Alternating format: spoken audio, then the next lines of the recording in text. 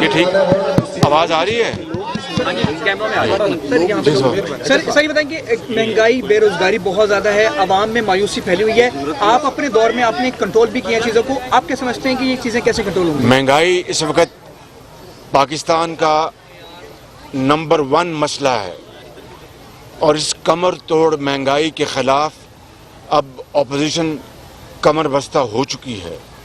اس وقت یہ یتیم بچوں اور بچیوں کی جو حالت زار ہے اس حوالے سے ابھی ہم نے باتیں کی۔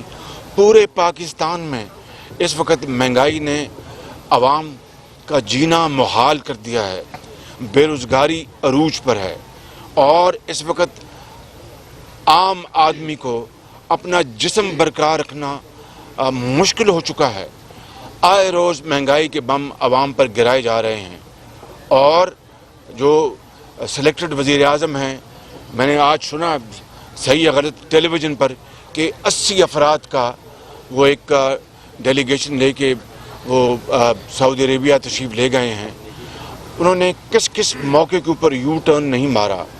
کہا کرتے تھے کہ اگر مہنگائی ہو جائے تو سمجھ لیجیے گا کہ وہ وزیر اعظم اور حکومت کرپٹ ہے، اگر ڈالر کے مقابلے میں 1 روپیہ اگر وہ اپنا سستا ہو جائے تو سمجھ لیجیے وہ حکومت وہ اپنا کرپٹ اور وزیر اعظم کرپٹ ہے، اگر بجلی کے بل اور تیل اپنا مٹی کا وہ مہنگا ہو جائے تو سمجھ لیجیے کہ وہ وزیر اعظم اور حکومت کرپٹ ہے۔ میں نے اس دن اسپیکر صاحب کو مخاطب ہو کر کہا کہ مجھے تو زیب نہیں دیتا کہ میں وہ الفاظ یہاں پر کہہ سکوں، آپ بتا دیجئے گا کہ آج مہنگائی عروج پر ہے، آج بے روزگاری عروج پر ہے۔ 74 سال میں دیکھتی آنکھ نے اتنا دلخراش منظر نہیں دیکھا تھا کہ لوگ اب فاقوں پر مجبور ہو چکے ہیں، فاقہ کشی پر مجبور ہو چکے ہیں۔ آپ ٹیلی ویژن پر روز دیکھتے ہیں۔ میں سمجھتا ہوں کہ میں یہ اس سوال کا جواب یہیں دوں گا کہ ہم انشاءاللہ اس حکومت کو نہ عوام برداشت کریں گے مزید، نہ کوئی اور برداشت کرے گا۔ ہمارا قافلہ نکل چکا ہے، اس حکومت کو مکمل طور پر عوام کے سامنے ایکسپوز کر کے دم لے گا۔ ڈینگی کی وجہ سے لوگ بہت پریشان ہیں، ڈینگی کے پیشنٹ جو ہے نا بڑھ رہے ہیں، حکومت میں ہمیں فیلئر نظر آتے ہیں، حالانکہ آپ نے اپنے جو دور کے ایس او پیز تھے۔ دیکھیں، میں ڈینگی کے حوالے سے میں کسی ذرا پیچھے ہو جائے کہتے ہیں، میں خود نمائی کی بات نہیں کرنا چاہتا۔ جو حقیر خدمات نواز شریف کی سربراہی میں ہم نے پنجاب میں ڈینگی کے زمانے میں ادا کی تھیں وہ آپ کے سامنے 2010-11 میں اس کا پہلا حملہ ہوا بڑا شدید، اور جب سری لنکا کے ڈاکٹرز آئے تو انہوں نے کہا کہ شہباز شریف یہ تاریخ کا لاہور شہر میں خصوصی طور پر اور پنجاب میں عام طور پر تاریخ کا سب سے مہلک اور شدید ڈینگی کا حملہ ہے دنیا میں۔ وہ ڈاکٹر فرنینڈس تھے، بڑے ان کے ایکسپرٹ تھے سری لنکا کے۔ تو اس رات مجھے نیند نہیں آئی۔ انہوں نے مجھے علیحدگی میں کہا کہ خدا نخواستہ اس کے نتیجے میں 25,000 اموات ہو سکتی ہیں۔ تو اس رات مجھے نیند نہیں آئی، میرا سوچا کہ میں چھوڑ جاؤں۔ میں نے کہا نہیں، اللہ فجر کی نماز ادا کی، اللہ سے دعا کی، اور اس سے گڑ گڑا کے دعا کی کہ یا اللہ ہمت دے ہمیں۔ اللہ نے پھر ہمیں ہمت دی۔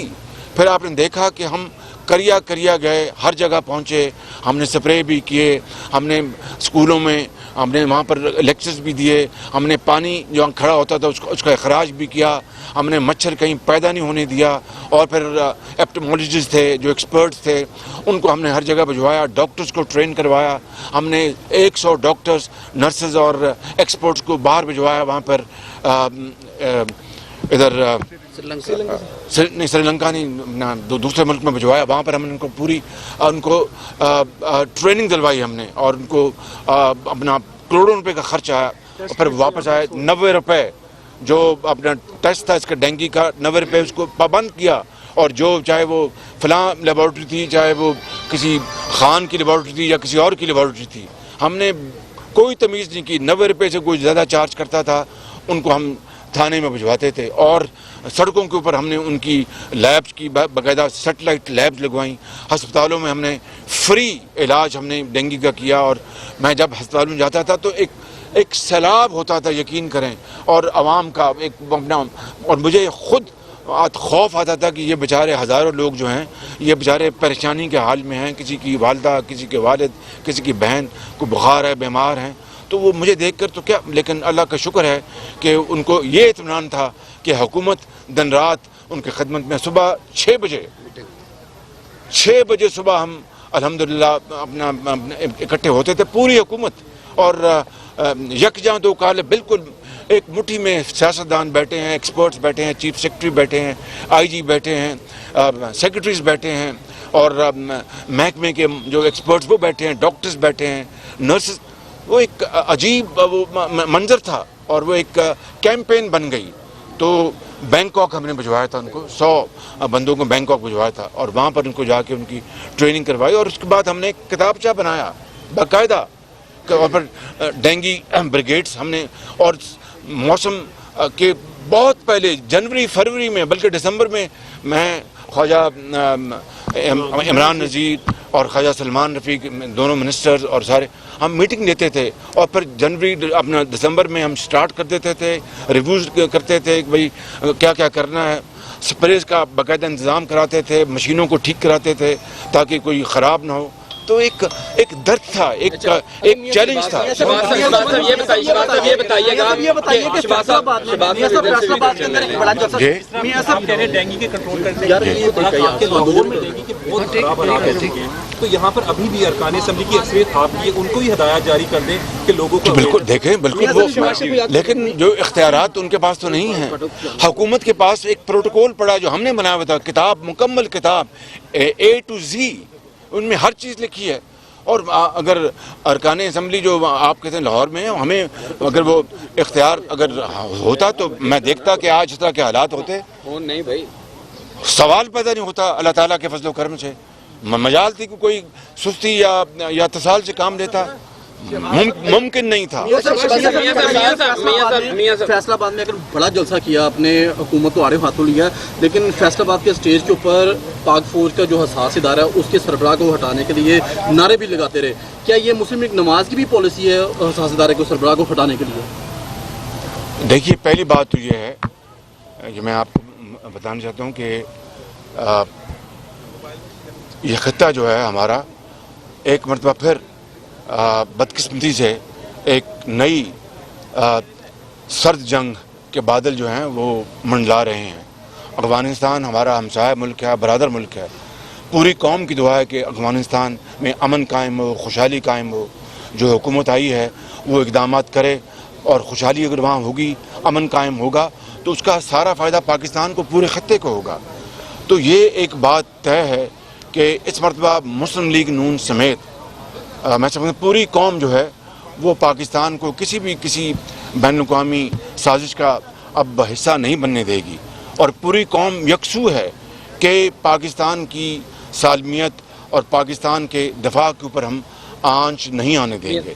یہ ہمارا جو انٹرنیشنل پرسپیکٹیو ہے. اس کے تناظر میں اگر آپ دیکھیں تو فیصلہ آباد میں جس کی آپ نے بات کی ہے، وہ جو نعروں کی بات کی آپ نے، وہ نعرے جس نے لگائے اس کا ہماری پارٹی اس کا کوئی تعلق نہیں ہے. نہ وہ ہماری پارٹی کا کارکن ہے، نہ وہ ہماری پارٹی کا عہدیدار ہے. یہ میں بلا خوف تردید یہ آج بات کہنا چاہتا ہوں، اور یہ اس بات کو میرے خیال میں اب دوبارہ دہرانے کی ضرورت نہیں کہ نہ وہ ہماری پارٹی کا وہ شخص کارکن ہے، نہ وہ عہدیدار ہے.